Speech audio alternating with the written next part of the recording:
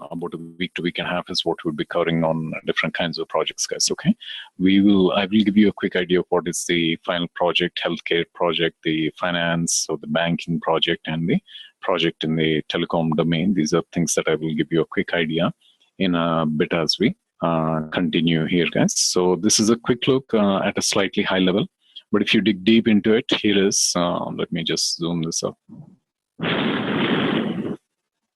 Here is the first module, guys, and that's the big data and Hadoop, and here are the detailed contents of the cluster architecture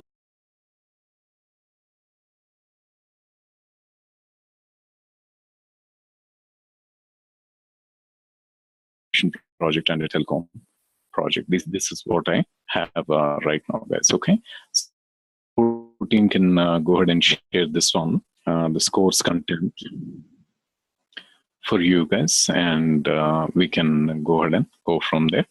And what we'll do is, before we get into a formal discussion of what is big data and Hadoop, I'm gonna ask a couple of you guys to go ahead and introduce yourself. So anyone, can anyone volunteer?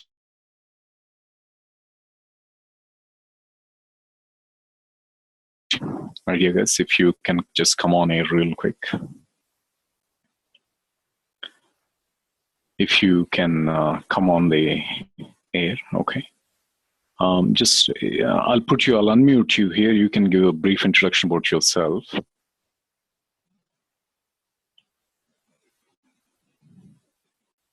Any volunteers? You can just type in a Y in the chat window and I'll unmute you.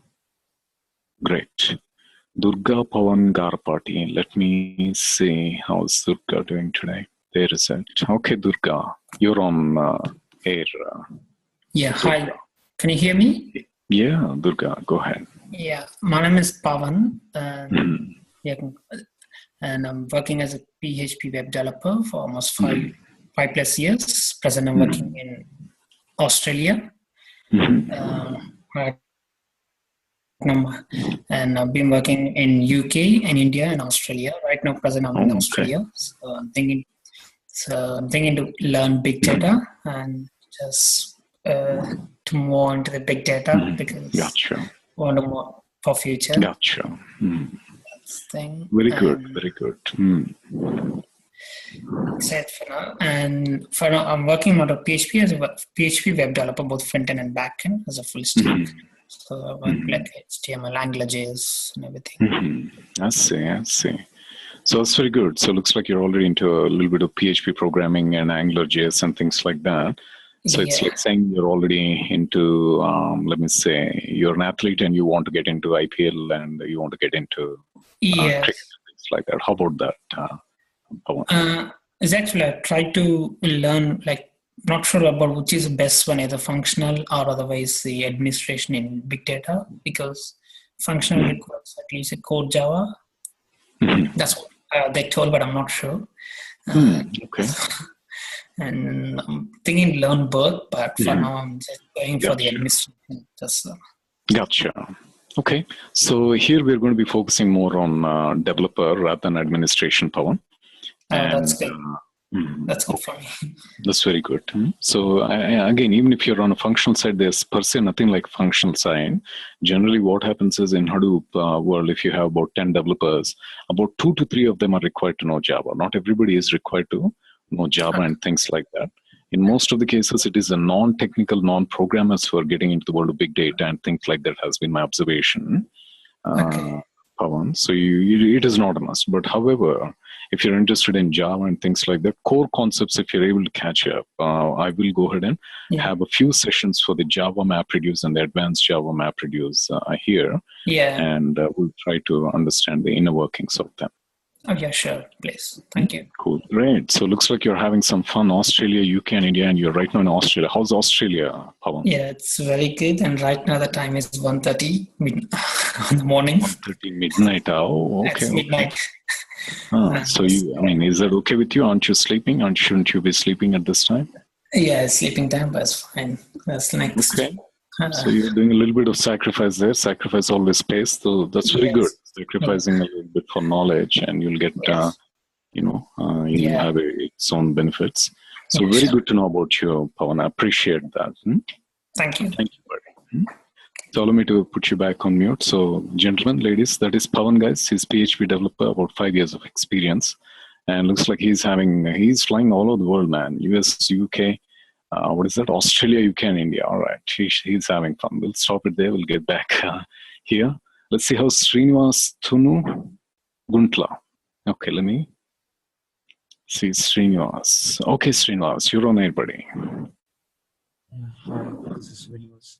Hey, go ahead, Srinivas. Yeah. Go ahead, Srinivas. Yeah, I'm in Bangalore working in HP as a TIPCO developer. Past 3 years. And 2013 passed BTech. I see. Wonderful. So, yeah, I chose big data Hadoop because I see a future in data, as everything is data. So Very good. So I want to be going into big data and seeing a future with it. Excellent. I think you're on the right track. Everybody's talking about IPL, and you don't want to stick on to hockey or other games. So and they're good, but IPL is more popular today, so why not get into it? Won't you, Srinivas? Yeah. Good, buddy. Outstanding. So you see a good future, and yes, data is everywhere, guys. Wherever you go, that is the final message that I'm about to pass. But it looks like it's already, you have already stated that, which is good. And knowing how to play around with the data, especially in the world of big data, is very, very valuable today. And I think you're on the right track, Srinivas. Okay. Yeah.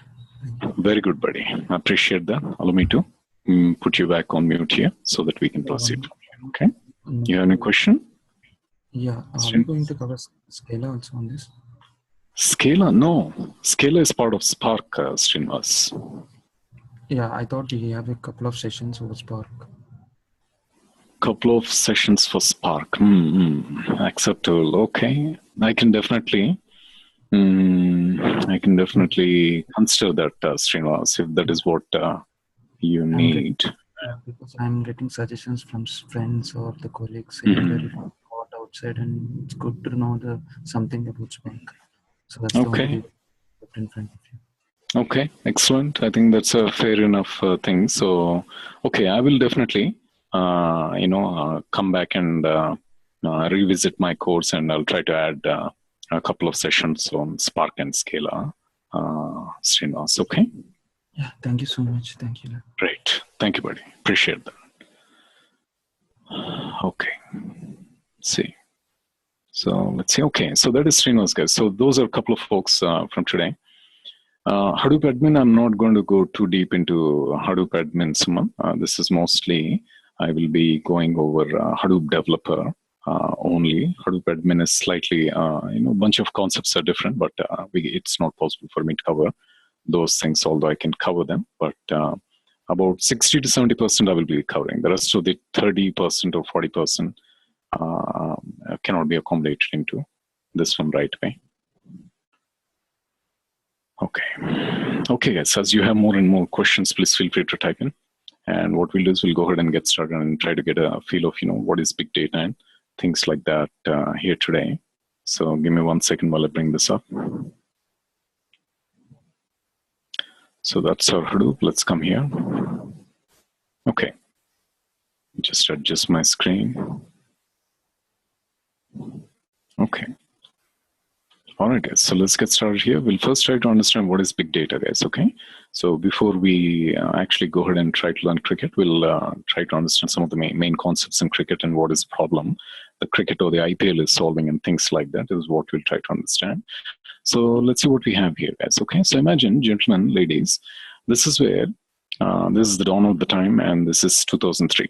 This is the timeline. And imagine if one of us were to go ahead and take all the documents, all the documents which were handwritten by, the human civilization. If we were to digitize it, it would end up being 5 exabytes, guys. Okay, let's try to understand what's 5 exabytes. Cool. So let's come here. 1 terabyte equals to 1000 gigabytes. Then comes 1 petabyte, which equals to 1000 terabytes, and then comes 1 exabyte, which equals to 1000 petabytes, guys. Okay, so that is what a petabyte is. I'm sure, and I hope you all understand what is a gigabyte, guys. But that's how much it is. So if we were to digitize the entire data that the mankind has generated right from the beginning of 2003 till 2003, that's about 5 exabytes, guys. Okay, but what is happening here is what is happening. In the year 2012, about 2.7 zettabytes of data has been generated, guys. Okay, what that means is, come here.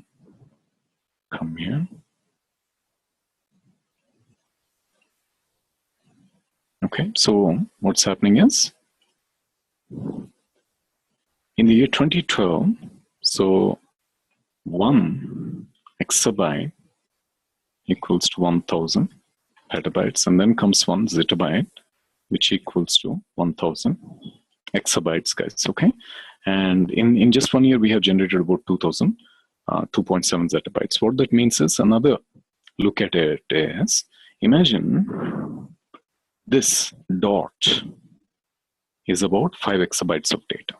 Okay, the dot is about 5 exabytes of data, guys. Okay, what happened in the year 2012 is, in just 1 year we have generated that amount of data. The amount of data that we have generated is not double, triple, 10 times or 100 times, but it is exponentially huge, guys. Okay, that is what is happening today. We are generating exponential amounts of data. It seems, starting from the year 2012, starting from the year 2012, every 2 days, if you were to take 2 days of timeline here, what is happening? We are generating 5 exabytes of data. That is what is happening, guys. Okay, but let's see. So where is this data coming from? Where is this data coming from? Well, gentlemen, ladies, we have a new kid in the block. We have a new kid in the block, guys. Okay, let's try to understand who that kid is. That kid is database. Oh, I'm sorry. That kid is the internet, guys. Okay, so let me go ahead and delete that. Let me select this one. That kid is your internet. And what do you have on your internet? Well, there's YouTube, there's Facebook, there's Flickr. Governments are opening up their records. IoTs are opening up their data, putting it onto internet and other servers. Okay, all the data is unstructured. Okay, and you have the Facebook, Twitters, your social networking sites, your mobile data generating lots of data and things like that, guys. Okay, they're all unstructured data. But what is unstructured data? Well, imagine this is a database. What is the database? Well, database, come here, select that, come here. That's the database. Traditionally, applications were getting the data from database, guys. Okay, so let me go ahead and see if I can put this here. And what was happening? Well, here's what was happening, guys. Okay, let's go and say, select that, come here. What was happening was, the traditional way of dealing with the database and the data. First, if you imagine you have a database, you have a table called, customers in the data. What would you have? Well, imagine you have ID, you have name, and you have a bunch of other columns, guys. Okay, so you'd have that kind of a table in a database, and then what else would you have? Well, you'll have relationships, you will have the constraints, and other kinds of things. So what is that? That is called schema. In other words, when we know the schema, that is when we call it a structured data. Or in other words, the data in the database is generally referred as structured data, guys. Okay, what traditionally companies were doing is, come here, they were, imagine they are developing a web application or a Windows application. They would go ahead and develop multiple applications. So let's come here. Let's say this is another one. And let's go and come here. Say, choose that one. Put that. And what do we have? Well, let's come back here, choose this, come here. And this is where you have your end users. What do the end users do? Well, they're going to get the data from the database. And what is this? Well, this is your data access layer. If it's a traditional web application, and with an entire architecture or a service-oriented architecture, you would have something like a data access layer. Then you will have something like a business logic layer. Then you'll have something like a service layer. And then this is your UI layer. Your UI layer is your maybe a browser or a Windows application, things like that, guys. Okay. So what was happening? Well, traditionally users are looking at their data. The data is coming from the database. Okay. These were the different layers that traditionally programmers will build. And what do users do? Well, imagine they go ahead and they come out with, they're probably looking at a report. And what do they get? Well, from the report, they try to understand some insights. Okay. And from the insights, they'll try to make some decisions, guys. Okay. So what's an example of an insight? Imagine this is a retail company, and the user is looking at the report, and what are they noticing? They're noticing that most of the sales are being made during the weekends. That is one insight. And it looks like there are particular age groups who are making most of the purchases, guys. Okay. So what does that mean? Well, imagine, for the sake of simplicity, it's the teenagers who are making most of the purchases during weekends. So what do? Well, they want to come up with some decisions. What's happening? Well, they may come up with a decision and say, okay, since teenagers are making most of the purchases, let's go ahead and make purchase and maybe focus on other age groups. Or maybe to increase the sales, we'll give more discounts. We'll continue to give the discounts and continue to increase our sales and things like that. What is that? That is decisions, guys. Okay. That's an example of a decision. It's coming from inside. Okay. But what's happening? These decisions are being made from the database. What is the database? The database is like the rivers of the world, guys. Okay. What is the rivers of the world? In the rivers, there's about 10% of the water in the world, right? If you take all the data in the databases in the world, it seems it's about 10 to 20% of the data. What's happening? There's a new kid in the block. Who's that? That is your internet and other sources of data.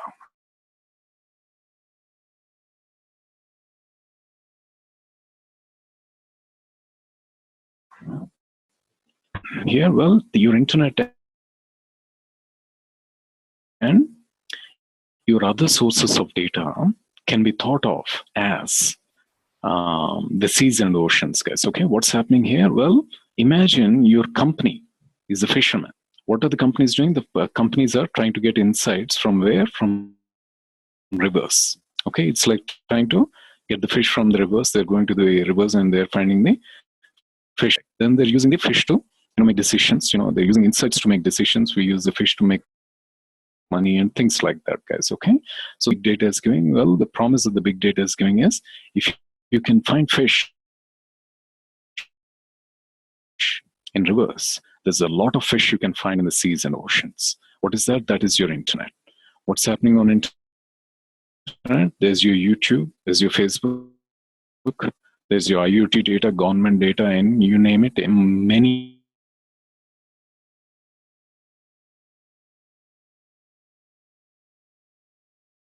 what is it? Well, come here.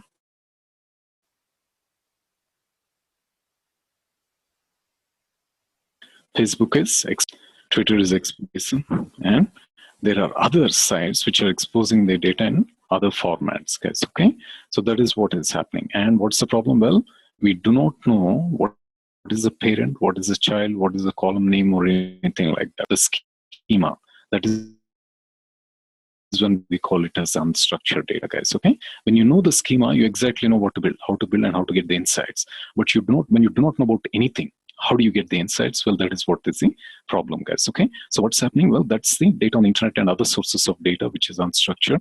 That is like the seas and oceans of the world, guys. Okay, that is what it is. Okay, another important thing, guys, is this one. When we compare this dot and we say the entire mankind generated that amount of data up to 2003, and this is the data that we are generating right from 2012, what that means is, guys, at a fundamental level, come here, what is happening? we are looking at a volume of data which is exponentially huge. Why? Because everybody's getting onto the internet, everybody's opening up their data and putting it on the internet and things like that. What's happening? It's exponentially huge, guys, okay? It is unimaginable. That's what we mean by exponentially, guys, okay? And when we say every 2 days, we are creating the amount of data that the entire mankind has generated, what we mean is, that's where it comes in velocity. The velocity, the speed at which, the rate at which we are generating the data is, again, unimaginably huge or exponentially huge, guys, okay? And the fact that we have on the internet, the seas and oceans have become the new kid in the block. That's where we can get a lot of data. We can get a lot of insights and things like that, guys, okay? But what is happening? You have XML, you have JSON, you have other kinds of data. What is that? That is referred as a variety of the data. So at a high level, what is big data? Big data is generally referred in the context of the 3 weeks. Big data equals to V plus V plus V equals to 3 V's. Okay, guys? And what is volume? Again, as I said, it's exponential amounts of data that we started getting generated. Why? Because everybody is getting onto internet. Everybody started using mobile phones and things like that. That is ending up in generating unimaginable amount of data at an unimaginable amount of speed, and lots of varieties there, guys, okay? Apart from these 3 V's, we also have a few more V's such as value, veracity, and things like that. We'll get into those things a little later, guys, okay? But at a high level, that is what is big data, guys, okay? What's happening? That's your seas and oceans. What we are telling is the companies are like the fishermen. We are telling, if you can find fish in rivers, which is the database, which is the insights in the from the data in the database, you can find a lot more fish in the seas and the oceans. But what is the problem? The complexity increases. Rivers are much more stable, much more slow, and things like that, whereas seas and oceans are much complex. You have storms going on, you have lots of big